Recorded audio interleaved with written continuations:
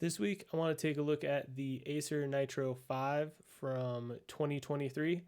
I ended up picking up one of these off Craigslist for $550. I have this exact configuration, so same CPU, same GPU, 3070 Ti, 6800H. The main issue that I have with this is everything worked turned on when I was meeting with the gentleman, but once I actually loaded in games and started doing some testing with this laptop thermal throttles like crazy. The highest temperature I saw it go when I was just operating it stock was 105 degrees Celsius, and that was after I did a repaste and cleaned out all the fans. So specifically the CPU on this thing can't even get close to its advertised, 4.7 boost clock, because at like 4.2 it's just heavily thermal throttled and can't really perform in the way that it should. So what we're going to go through in this video is some options that you have for how you can mitigate a very hot CPU, and one of those is going to be running it at the base clock, so basically disabling the boost and seeing what the performance difference is there. And another one of the things we're going to do is we're going to upgrade the RAM. The RAM that came with this laptop is some Micron RAM. It's a 4800 CL40. Unfortunately, in the BIOS, you can't overclock the RAM, so 4800 is the fastest speed you can get. But I'm hoping that by using some G.SKILL memory with much tighter timings, we can get some increased performance. So the G.SKILL kit that I'm using is the 4800 CL34, so it's got way tighter timings, and it also is double the capacity. The only game in my testing that actually ended up using more than 16 gigabytes of RAM was Hogwarts Legacy, so that's going to be the one that's the least apples to apples, because the additional capacity is going to influence the results in that one, and you'll see that in a bit. As far as the system configuration goes, we have our RAM. The current RAM I have is the G.SKILL set, 32 gigabytes. We have the 6800H, and our GPU is the 3070 Ti with 8 gigabytes of VRAM. So with that, let's get into the benchmarks. First up we have is Call of Duty Warzone. So by upgrading the RAM to the 32 gigabyte kit CL34, we got an 8% increase in average FPS, a 12% increase in 1% lows, and a 16% increase in 0.1% lows. Like I said earlier, all of these results are thermal throttled, so keep that in mind. You may get better performance if you weren't thermal throttled. Next up is Lords of the Fallen. On this one, we have a 7% increase in the average FPS, a 5% increase in the 1% lows, and a pretty much comparable 0.1% lows, 1 FPS difference. Overall, this game didn't really benefit that much from the RAM upgrade, but it's still nice to just have the 32 gigabytes. Now we have Hogwarts Legacy. In this one, we ended up seeing pretty comparable average FPS.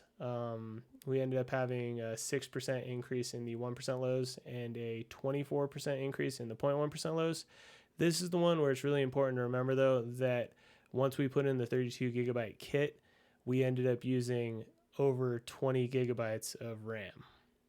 Finally, we have Cyberpunk 2077.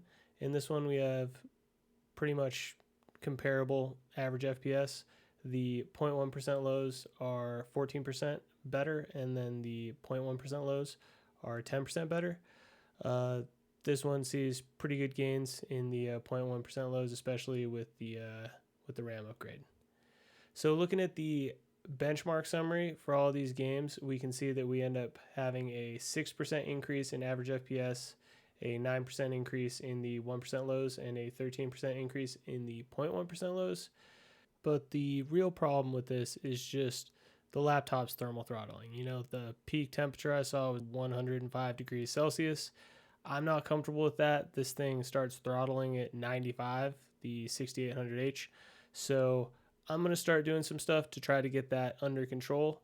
And the first thing I'm going to do is check out the power plan in Windows. So hit start and type in edit power plan, and then click on the change advanced power settings. And in here you'll see a process power management. So click that, and you see you only have two options here. And what we're going to do is we're going to go into the Windows registry and give ourselves a little bit more customization for how we can operate the processor. So click on the start button and type in Registry Editor, and we're going to open that up.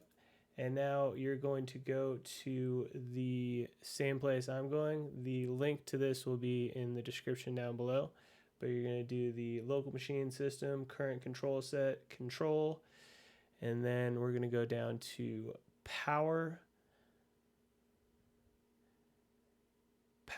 settings, and then we're going to look for the one that starts with 545,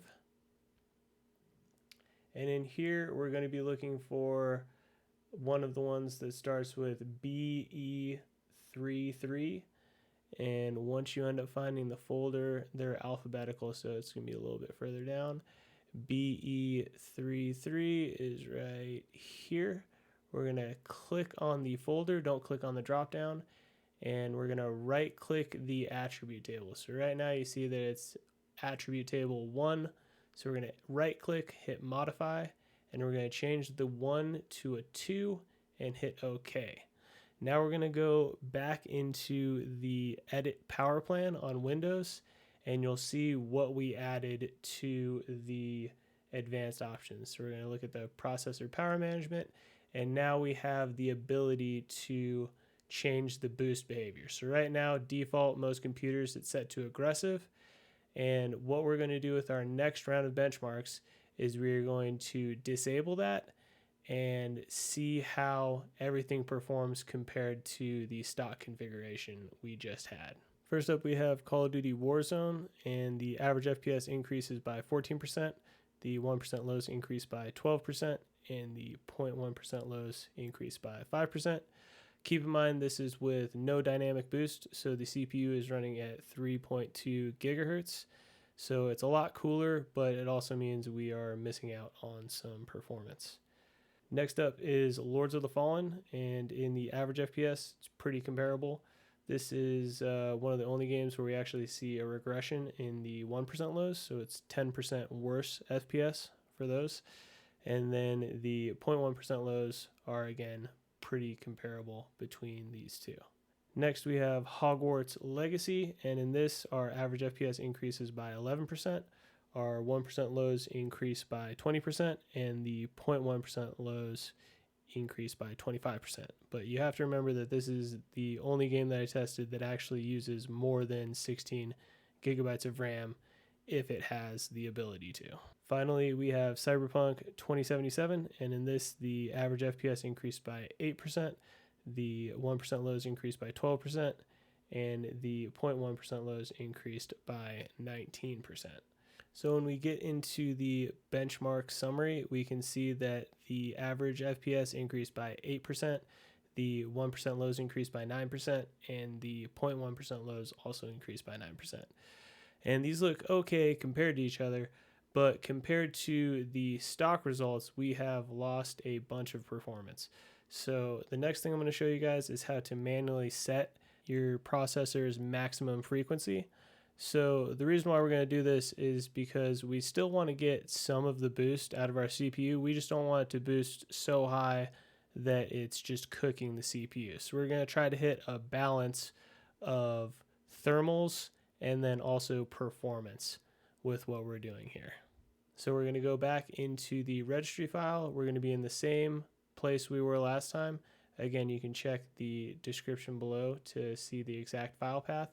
But now what we're going to be looking for is the ones that start with 75B, and we want the one that ends in 100. So you can click the same one that I have, and we're going to do the same thing over again. We're going to click that, we're going to right click on the attribute table, and we're going to change it to 2. Now we're going to go back into the edit power plan portion of Windows, and now you can see that we have maximum processor frequency, and we can set this. So if you've done everything that I've done, you should see 00 for the maximum processor frequency for the megahertz. And then down here we have the boost behavior, which the stock is going to be aggressive. So when I did my testing with the boost disabled, all I had to do is just do the drop downs, and then you just set to disabled. And that's how I did the testing for no boost with the CPU. What I am going to do now is I'm going to try to hit that balance between thermals and performance. So when plugged in, I'm going to have it on aggressive, and then when plugged in, I'm going to set the maximum frequency to 3800. And this, for this particular laptop, works perfectly. I can now control the thermals, keep them, below 90 degrees Celsius, and still get a lot of the performance that I was missing out on when I was running it disabled. So hit OK, and then we will get into these final benchmark graphs. So first up, we have Call of Duty Warzone, and in this we can see that the difference between the stock thermal throttled version of this configuration and the 6800 with my maximum frequency is pretty similar. Like, they're less than 4% in the average and 1% lows, and then it is a 6% difference in the 0.1% lows. In Lords of the Fallen, this is a bit bigger of a difference. So we have a 10% difference in the average FPS, and then an 11% difference in the 1% lows, and the 0.1% lows are the same value. So this one is a little bit further apart, but we're still clawing back a good amount of the performance we missed out when we just disabled CPU boost. Next, we have Hogwarts Legacy. In this one, the average FPS increased by 7%, the 1% lows increased by 11%, and the 0.1% lows increased by 44%. This wasn't a fluke. I rechecked the 0.1% lows just to make sure. This is just a game that seemed to benefit more even if it was throttling the CPU, just because it had a higher boost. Finally, we have Cyberpunk 2077, and in this one we see a less than 4% increase in the average FPS, a 1% lows increased by 5%, and the 0.1% lows increased by 10%. So when we look at the benchmark summary, we can see that we pretty much get very close to the performance of the stock configuration. Obviously, I'd be a lot happier if the CPU didn't throttle when you just were running it out of the box. But for $550, I don't think this was a terrible deal. I had a good time looking over this laptop. One of the things that I'm going to do is I'm going to install SteamOS on this and see if there's some way that running SteamOS on the laptop can kind of fix maybe some of the boost behavior in the CPU, and maybe it will be more efficient. Maybe it'll take some of the overhead out. But before that, I'm going to run the same games using DLSS at 1440p and 4K. And the purpose of this is just to demonstrate what a CPU bottleneck is. Like, this laptop is heavily thermal throttled. The only way that I can get it to run without, being 100 plus degrees is by downclocking it and disabling boost. So I just want to show that when you're in a circumstance where your CPU can't put the frames out, it doesn't matter how much DLSS you use, you're still going to get roughly the same frame rates because you are CPU limited. But once I'm done with that testing, I'm going to upload that video, and then I will get all of the SteamOS testing done on this laptop. Hope you guys enjoyed, and I will see you next week.